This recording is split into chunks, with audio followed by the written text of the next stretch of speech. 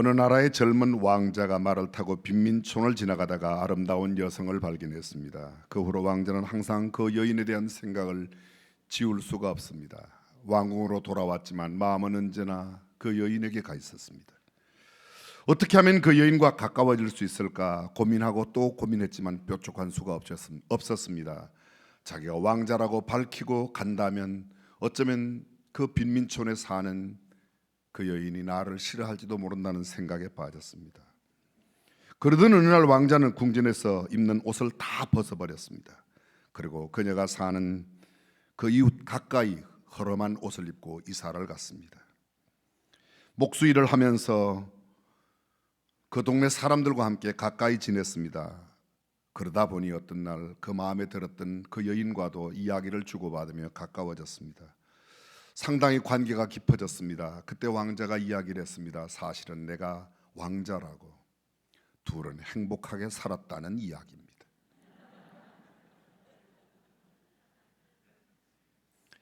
무슨 이야기인지 여러분들은 다 눈치채셨을 겁니다.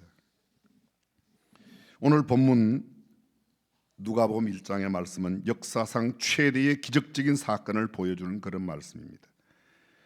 대대로 일평생 가난하던 사람이 하루아침에 세계적인 부자가 된 그런 사건 아닙니다. 일생 동안 불치의 병으로 고통과 아픔을 안고 살아오던 생명이 갑자기 건강하게 되었다는 그런 소식 아닙니다. 흉악한 범죄를 저지르고 사형 언도를 받게 된 사람이 특별 사면을 받아 그곳에서 풀려났다, 사면을 받아서 더 이상 사형당하지 않아도 된다, 그런 이야기도 아닙니다. 죽은 사람이 살아나는 사건보다 천지개벽의 신기술 과학 문명의 획기적인 발명, 어떤 그 발견과도 좋게 비교할 수 없는 아주 독창적이고 유니크한 사건을 묘사해 주고 있습니다. 온 우주 만물을 지으신 하나님께서 육신을 입고 우리 곁으로 가까이 오신 성육신, 인카네이션이라고 하는 겁니다. 온 우주 만물을 창조하시고 운행하시고 통치하시는 만왕의 왕, 만주의 주 야훼 하나님께서 육신을 입고 우리의 모양으로 우리 곁에 오셨습니다. 그분의 오심은 역사를 완전히 나누었습니다. BC와 AD로, Before Christ. AD란 말은 라틴어인데 영어로 옮기면 In the Year of Christ, 그리스도의 해 이후, 그리스도께서 오신 이후라, 그런 말입니다. 오늘 본문 말씀을 읽을 때마다 경의와 사랑과 찬양과 감사 등 가히 필설로 다할 수 없는 복합적인 감정을 고백하지 않을 수 없습니다. 생각해 보십시오. 오늘 본문이 우리에게 주는 교훈이 어떤 것인가? 첫째, 온 인류의 구세주가 우리의 상상을 완전히 초월한 가장 비천한 모습으로 출생하셨다는 사실을 우리는 보게 됩니다. 그것을 마리아를 통하여 보여주고 있습니다. 예수 그리스도의 탄생을 예고하러 온 천사는 갈릴리 나사렛이라는 동네로 보내심을 받았습니다. 여러분, 나사렛이 어떤 곳인지 혹시 아십니까? 대충 알 겁니다.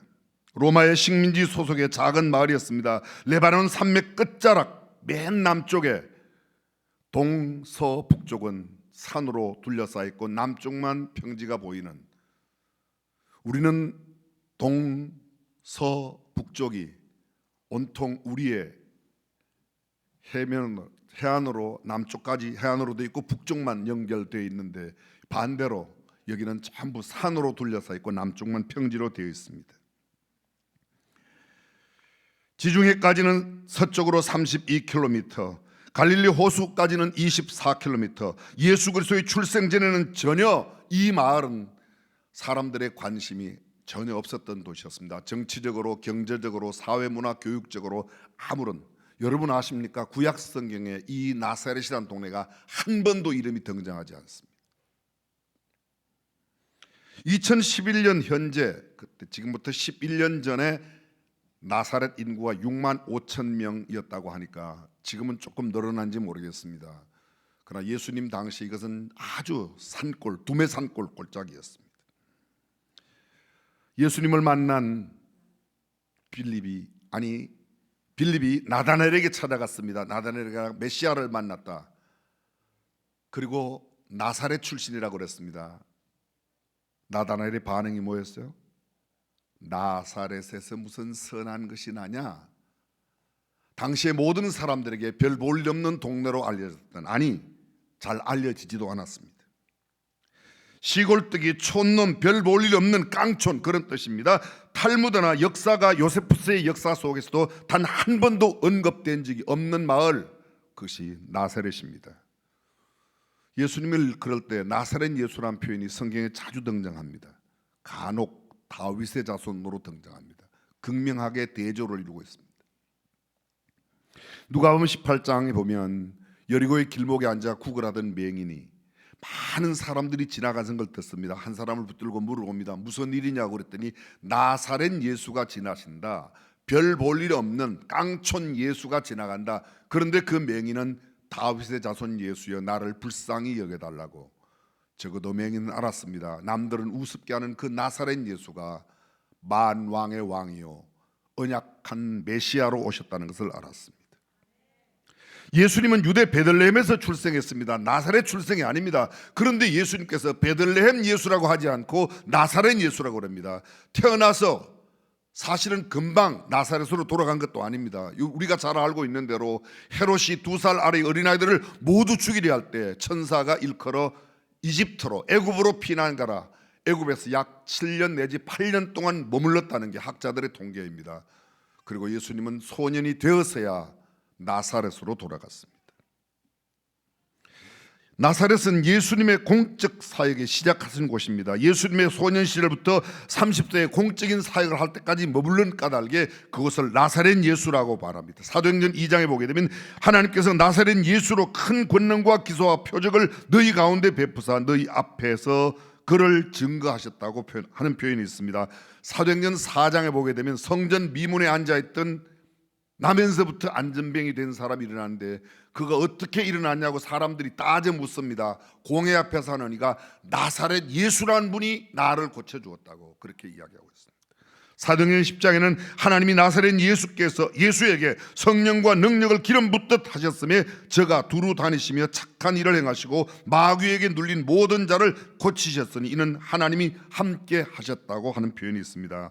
사도행전 22장 다메섹으로 예수 믿는 사람들을 박해하며 그를 옥에 가두고자 찾아갔던 사울이 길에서 만납니다. 누구를요? 예수님을 만나요.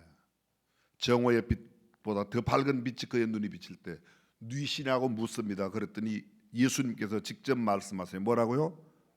나는 네가 핍박하는 나사렛 예수라고. 오늘 보면 누가복음 1장 26절 이하 여섯째 달에, 여섯째 달, 무슨 여섯째 달입니까? 이 가브리엘 천사가 구약 성경에 다니엘서에 2번 등장합니다.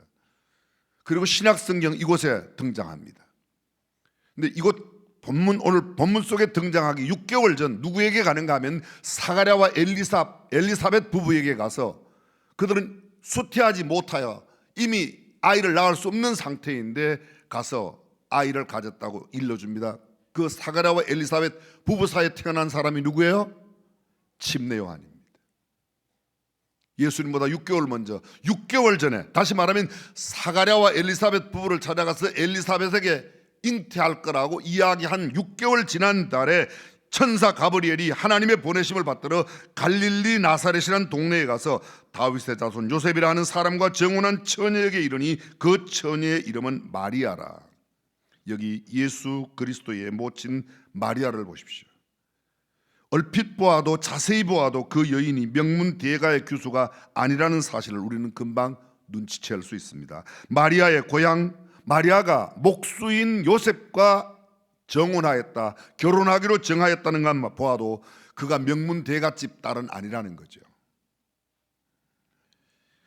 위대하다고 생각할 수 있는 일, 대단하다고 볼 수 있는, 마리아가 위대하다 대단하다고 볼 수 있는 성경적인 요소가 전혀 없습니다. 대제사장 집안에 태어난 것도 아닙니다. 서기관 바리새인 집에, 율법사의 집에, 랍비의 집안에서 태어난 건 더구나 아닙니다. 부잣집에 태어났다고 볼 수 없습니다. 학식이 많은 것도 아닙니다. 특별한 가문이나 집안이 아닌 것이 분명합니다. 그런 가문이라면 나사렛 시골에 산지에 있지 않았을 겁니다. 오히려 어쩌면 그는 당시에 가장 큰 예루살렘이나 그런 데 있었을 겁니다. 그런데 나사렛, 구약 성경에 단 한 번도 언급된 적이 없는 그런 산골 마을에 사는 처녀였습니다. 마리아는 결코 고귀한 가문도 부유한 집안도 학문이 높은 서기관 그런 혈통의 집안도 아닙니다. 뼈대 있는 지도력의 가문의 집안도 아닙니다. 바리새파 집안도 아닙니다. 정치, 경제, 사회, 교육, 문화 모든 면에서 탁월함이나 훌륭함을 찾을 수 없는 아주 평범한 가난한 집 처녀였습니다. 당시 목수는 굉장히 천업 가운데 하나입니다. 예수님 당시에 3대 천업이 있습니다. 뭐예요? 첫 번째 세리, 두 번째 어부, 세 번째 목수. 이 사람들이 천업입니다. 그럼 이 처녀가 약혼한 사람이 누구라고요? 목수예요. 명문 대갓집 딸 같으면 목수하고 결혼하지 결혼을 약속하진 않았을 겁니다. 그도 틀림없이 비슷한 사람이었을 겁니다. 하나님은 그 여인 마리아를 선택하셨습니다. 가난한 시골 처녀 마리아를 통하여 온 인류의 구세주 예수 그리스도를 이 땅에 보내셨다는 겁니다. 당시 부자를 중시하는 풍조가 있었습니다. 당시의 관직을 존중하는 그런 사회적인 분위기가 있었습니다. 보통 가문을 굉장히 중요한 제사장의 가문이냐, 어떤 가문이냐, 서기관의 가문이냐 혈통을 많이 따지듯 했습니다. 배금주의가 팽배했습니다. 물질 만능주의가 어느 때나 그러하던 인류 역사의 시작 이래로 지금까지 돈 많이 가진 사람이 학대받은 적이 없습니다. 어느 시대도 마찬가지였습니다. 그런데 마리아는 그런 부잣집도 아니고 가난한 집 처녀로 있었습니다. 하나님께서는 부유한 고관 대작집 교수를 택한 것이 아닙니다. 종교적인 전통이 있는 가문에서 처녀를 택한 것도 아닙니다. 낮고 천한 가난한 집안의 순진한 자매 마리아를 택하셔서 그분의 독생자 예수 그리스도를 이 땅에 보내신 줄로 믿습니다. 가난하다고 절대로 기죽지 마십시오. 가졌다고 폼 잡는 것도 아주 나쁜 일이지만 가난하다고 기죽어 사는 것도 좋은 일이 아닙니다. 조금 가난하면 뭐 어때요? 불편해서 그렇지 사는 데는 별 지장 없어요. 그렇죠? 저는 꽤 가난한 집안에서 태어났습니다.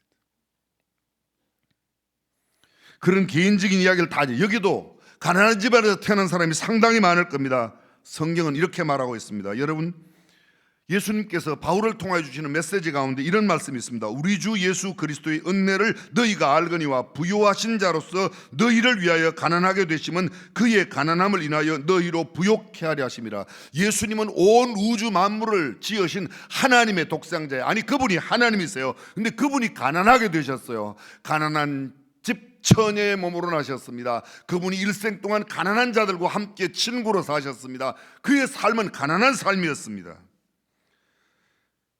하나님의 아들이 가난한 집에서 나셨다는 겁니다. 하나님께서 그 독생자 예수 그리스도를 가난한 집에 보내셨습니다. 그분은 낮고 천하고 가난하게 나셨습니다. 예수님은 멸시받고 천대받고 고난당하시며 사셨습니다. 예수님은 십자가의 형틀에 못 박혀 처참하게 죽임을 당했습니다. 그에게 화려함을 찾는 것은 거의 생각할 수도 없는 일입니다. 이것이 복음입니다. 이것이 성경입니다. 이것이 하나님의 뜻입니다. 이것이 하나님의 신비요 기적입니다. 온 우주 만물을 지으신 그분께서 가장 낮고 천하고 가장 가난한 모습으로 오셨다는 겁니다. 상상할 수 없는 하나님의 사랑이요 하나님의 은혜인 줄로 믿습니다. 만약 고대 광실 고루 거각에 태어났다면 가난한 사람이 접근이나 할 수 있겠습니까? 가장 낮게 오신 까닭에 누구나 접할 수 있는데 사실은 우리가 냄새나는 마국간으로 내려가기를 거절하고 가난한 자들을 경멸히 여기는 마음 때문에 가난 곁으로 가지 못해서 예수님을 만나지 못하는 겁니다. 예수님은 말씀하십니다. 섬김을 받으러 온 것이 아니다. 나는 섬기러 왔다. 섬기는 자리에 주님이 계세요. 섬김 받는 자리에는, 대접받는 자리에는 예수님이 안 계세요. 마국간에 예수님이 계세요. 화려한 여관집이 아닙니다. 호텔이 아닙니다. 가난한 곳에 계십니다. 주님은 또 이렇게 말씀하십니다. 서로 마음을 같이하여 높은 데 마음을 두지 말고 도리어 낮은 데 처하여 스스로 지혜 있는 채 말라. 아멘. 그렇습니다. 가난한 이웃들과 함께하는, 가난한 자들과 함께하는 것이 주님 곁으로 가는 거예요. 저희 집 이야기를 해서 죄송합니다. 제가 어릴 때 저희 집에는 하얀 백이 방에 벽에 걸려 있었습니다. 우리 집에서는 그것을 하나님의 가방이라고 그렇게 불렀습니다. 무척 가난했지만 저희들이 어느 정도 형편이 좋아지면서 우리 집에서 목욕탕을 했던 때가 있어요. 전에 콩나물 공장했다고 그랬죠? 예. 그게 어떤 날 지붕이 무너져서 목욕탕을 그곳에 했는데요. 목욕탕을 하면 언제나 캐시가 있어요. 현찰이. 목욕탕에 목욕을 외상하러 오는 사람은 거의 없습니다. 아주 특별한 사람 빼고는. 그 돈이 항상 있어요. 저녁이 되면 그날 들어온 돈 거의 그때는 원가가 별로 들어갈 게 없습니다. 뭐 여러 가지 고물 같은 거 주스다 떼서 불을 떼니까 또 종업원도 별로 없으니까 시골 목욕탕이니까. 근데 그날 들어온 돈에 대해서 넉넉한 11조를 거의 그날 들어온 돈 전체 11조를 늘 하나님 가방에 모았습니다. 그래서 그걸 주일이 되면 11조도 내고 때로는 우리 집에 동냥을 오는 그런 구걸을 하는 사람들이 오면 저희 아버지 어머니가 그래요. 명진아, 그 하나님 가방에서 돈 1,000원 끄집어 내줘라. 크리스마스 때가 되면 우리 주변에 좀 어렵게 사는 사람들 그 하나님 가방에서 일정 부분의 돈을 또 해서 몰래 쌀을 갖다 주고 그런 걸 했습니다. 그랬더니 그게 어떻게 또 들켰어요. 교회에서 난리가 났습니다. 그때는 우리 아버지가 아직 장로님 되시기 전이었는데 고집사 장로 되려고 앵가에 애쓰네. 그러나 그런 거에 개의지 않고 함께 했습니다. 대단히 죄송합니다. 제가 결혼한 여자가 여러분이 잘 아시는 김춘자인데요. 결혼하고 애를 낳았어요. 그 애가 큰딸 우리 루다예요. 아마 제 기억으로는 걔가 유치원 정도 다닐 때였던 것 같아요. 그때도 저는 수원중앙침례교회 부교역자 전도사로 막 목사 안수 받고 난 뒤에 아들도 태어나고, 크리스마스 때가 되면 저희 집사람이 지금도 아마 성공의 예배당 그 앞에, 지금은 그분이 없어지지만 아마 그 길 아실 겁니다. 소위 교동 뒷골목. 예전에 우명구 장로님, 아니 이명구 장로님, 우경의 권사님, 죄송합니다. 헷갈려요. 그 집 앞으로 이렇게 길이 있는데 거기 가면 할아버지가 가판대에서 뭐 껌도 팔고 이런 걸 쭉 팔아요. 크리스마스 때가 되면 제 아내가 애들을 데리고 그 길 가요. 그게 물건 사는 데보다도 그 할아버지에게 뭔가를 좀 나눠주는 것들을 행하려고. 지금 제 아내가 괜찮다는 이야기를 하고 있습니다. 크리스마스가 뭐예요? 가난하게 오신 주님의 모습을 우리가 함께 닮아가는 것으로 맞이하는 것보다 더 귀한 일이 있을까요? 예수님, 온 우주 만물을 지신 하나님 그분이 이 땅에 오실 때 그렇게 오셨습니다. 사랑하는 성도 여러분, 이번 크리스마스를 보내며 내가 비록 가난해도 기죽을 필요가 없고 내 주변에 있는 가난한 사람들을 소중하게 여길 수 있는 아름다운 마음 갖게 되시기를 주님의 이름으로 축원합니다. 두 번째로 우리는 갈릴리 나사렛의 가난한 처녀 마리아가 얻은 특권을 오늘 본문 가운데서 보게 됩니다. 이 특권은 인류 역사 속에 유일하게 마리아에게만 허락하신 하나님의 특권입니다. 온 인류를 구원하기 위하여 하나님께서 독생자 예수 그리스도를 보내는데 수많은 사람들이 있었습니다. 부잣집 아름다운 교수도 있고 미스 코리아급 예쁜 여자들도 있었을 겁니다. 그런데 그 어떤 누구도 아닌 이 나사렛 가난한 집 처녀를 통하여 그 몸을 빌려 이 땅에 오셨던 겁니다. 하나님께서 온 세상 모든 죄인들을 구원하시는 그 구원의 계획, 그 목적을 이루시기 위하여 이 땅에 보내시는 예수 그리스도를 통로로 예수 그리스도를 보내시는 통로로 사용하신 여인은 딱 한 여인이에요. 누구예요? 마리아예요. 마리아보다 많이 배운 여자들이 얼마들이 많이 있을 겁니다. 마리아보다 예쁜 여자들 수없이 많이 있을 겁니다. 마리아보다 잘 사는 여인도 엄청나게 많았을 겁니다. 근데 그 모든 여인이 아닌 우리 주님이 택하신 여인은 마리아였습니다. 얼마나 놀라운 특권일까.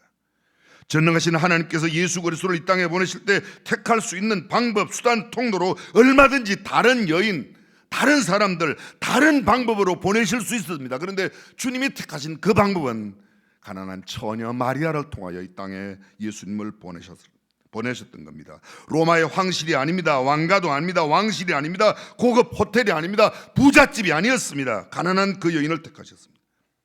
그런데 하나님은 마리아를 택하셔서 그 놀라운 역사를 이루셨습니다. 사랑하는 성도 여러분, 오해하지 마십시오. 가난했기 때문에 택한 것은 아닙니다. 그러나 마리아를 숭배하고 마리아를 믿으라고 마리아를 택한 것도 아닙니다. 마리아가 특권을 얻은 것은 맞지만 마리아의 존재가 귀하고 축복받은 것은 사실이지만 마리아를 숭배해라, 마리아를 경배해라, 그건 아닙니다.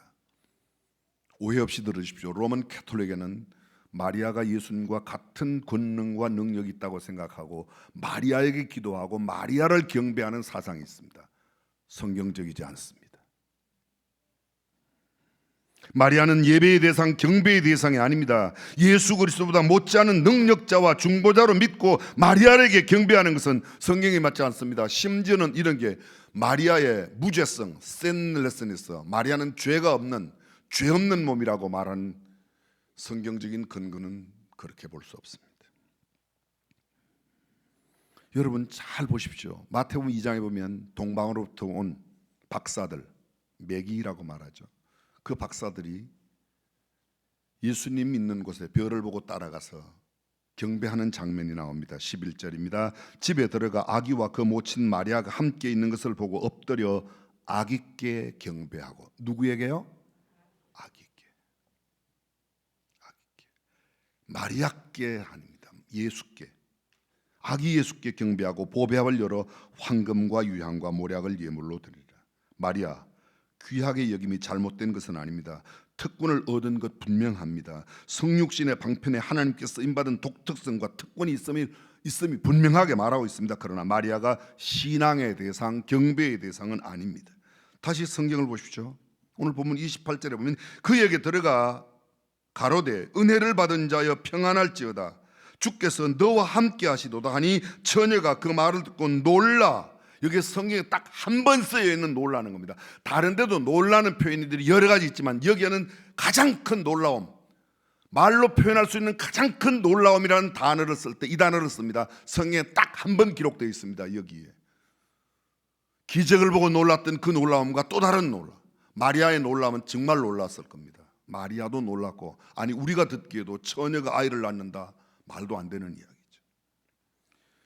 천사가 일러 가로되 마리아여 무서워 말라, 내가 하나님께 은혜를 얻었느니라. 보라, 내가 수태하여 아들을 낳으리니 그 이름을 예수라 하라. 가브리엘 천사의 메시지를 들어보십시오. 은혜를 받은 자여 평안할지어다. 내가 하나님께 은혜를 얻었느니라. 그렇습니다. 마리아가 가진 특권은 오직 하나님의 은혜였습니다. 마리아가 잘나고 마리아가 똑똑하고 마리아가 이뻐서가 아닙니다. 하나님의 은혜로 마리아가 선택받은 줄로 믿으시면 아멘. 그렇습니다. 오직 은혜, 하나님의 은혜입니다. 성탄을 해석하는 키워드가 뭐라고 생각하십니까? 하나님의 사랑 맞습니다. 근데 하나님의 사랑은요, 하나님의 사랑은 값없이 주는 것만 아니라 때로 잘못할 때 채찍을 들고 징계도 하나님의 사랑이에요. 징계도 하나님의 사랑이에요. 근데 하나님의 은혜는, 은혜라는 단어 자체가 우리에게 설명하듯이 그것은 전혀 일방적인 겁니다. 은혜란 말 카리스라고 되어 있습니다. 카리스. 그 말의 원어의 뜻은 유쾌하게 하다, 은은히 행복하다, 유쾌하게 되다, 또는 호의, 선물, 기쁨, 너그러움. 하나님께서 일방적으로 도저히 받을 자격이 없는 자에게 거저 주시는 하나님의 호의적인 선물, 자격이 없습니다. 요구하지도 않았습니다. 청하지도 않았습니다. 그런데 일방적으로 하나님께서 주신 것이 은혜입니다. 이 은혜는 두 가지가 있다고 그랬습니다. 일반 은혜와 특별 은혜. 일반 은혜는 누구에게나 다 주신 겁니다. 예수를 믿든 안 믿든 그 사람들 차별 없이 누구에게나 다 주신 겁니다. 해와 달과 별과 이 삼라만상 모든 만물들은 비를 주실 때 예수 믿는 사람 너네만 비를 주시는 게 아니라 믿지 않는 사람 너네도 비를 하나님께서 똑같이 주세요. 그래서 이건 일반 은혜입니다. 그런데 특별 은혜로 주신 게 있습니다. 그것은 오직 믿음으로 받아들이는 자들에게만 효험이 나타나는 것이 특별 은혜입니다. 뭐예요? 성경과 예수 그리스도입니다. 예수 그리스도는 영접하는 자, 예수 그리스도를 맞아들이는 자들에게만 구원자가 됩니다. 성경은 하나님의 말씀인데 하나님의 말씀으로 믿는 자들에게만 말씀의 능력이 나타납니다. 예수 그리스도의 말씀과 예수 그리스도 그분이 바로 특별한 은혜입니다. 예수 믿지 않은 사람들의 성경책은 정말 쓸모없는 책입니다. 휴지로도 못 씁니다. 딱지로도 못 만들어요. 이 말씀을 하나님의 말씀으로 믿는 자들에게는 구원을 주시는 놀라운 하나님의 능력이 되는 줄로 믿습니다. 그렇습니다. 구원은 전적인 하나님의 은혜입니다. 우리가 잘 알고 있는 노아의 사건, 노아 시대가 어떠한 시대였습니까? 사람의 죄악이 세상에 관영하였다, 가득 찼다는 말입니다. 하나님께서 한탄하실 만큼 사람의 마음의 생각과 모든 계획이 항상 악할 뿐임을 보시고 하나님이 사람 지으셨음을, 그 사람들이 생각하는 게 항상 악하니까 무슨 생각을 하든지 악한 생각만 한다는 거예요. 그게 노아 당시의 모습입니다.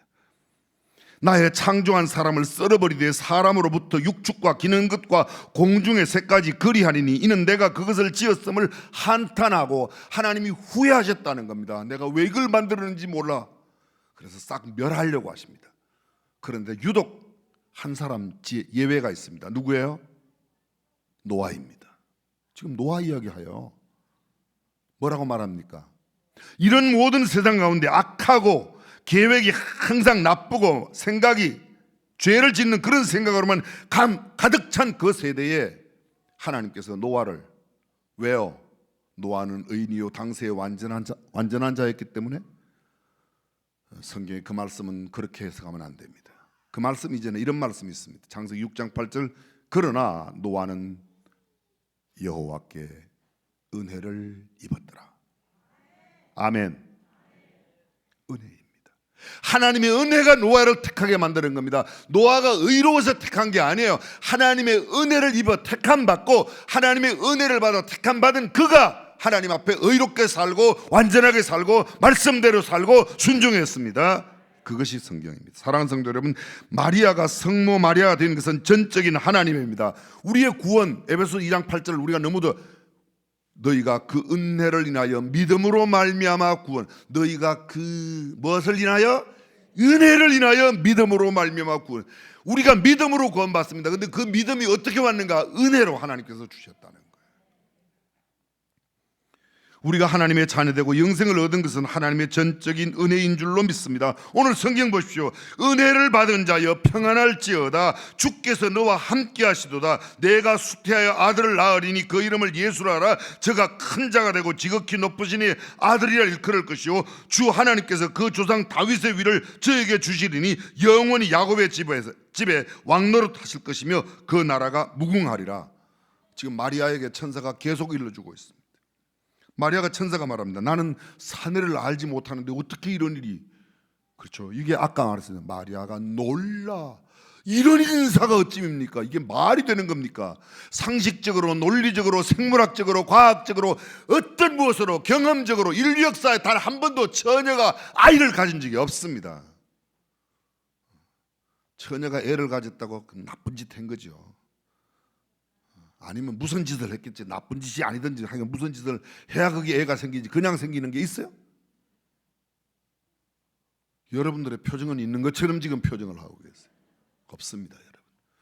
유일하게 성령으로 잉태된 예수 그리스도. 천사가 대답하여 가로되 성령이 내게 임하시고 지극히 높으시니 능력이 너를 덮으시니 이름으로 나실 바 거룩한 자는 하나님의 아들이라 일컬으리라. 뒤에 저 하나님의 모든 말씀은 능치 못하심이 없느니라. 천사의 설득력 있는 이야기가. 근데 이게 과학적으로 설득이 안 되지 않습니까? 논리적으로 설득이 안 되지 않습니까? 근데 천사의 이야기를 듣고 마리아가 마지막 대답합니다. 마리아가 그러되 주의 계집종이오니 말씀대로 내게 이루어져다. 저는 주의 계집종이다. 그게 말씀이라면, 그게 하나님의 뜻이라면, 그게 하나님의 말씀이라면 말씀대로 내게 이루어지라. 이거 쉬운 일이 아니에요. 마리아 이야기라고 우리가 아멘은 큰 소리 쳤지만 처녀가 그냥 애 갖는다고 아멘이 지금 나와요? 안 나와요.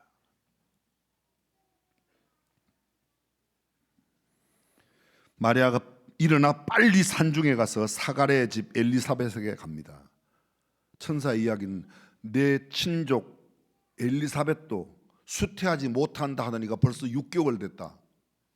그러니까 이 말 듣고 빨리 일어나서 빨리 산중으로 갑니다. 왜요? 그 사가랴와 엘리사벳 집이 산중에 있었으니까.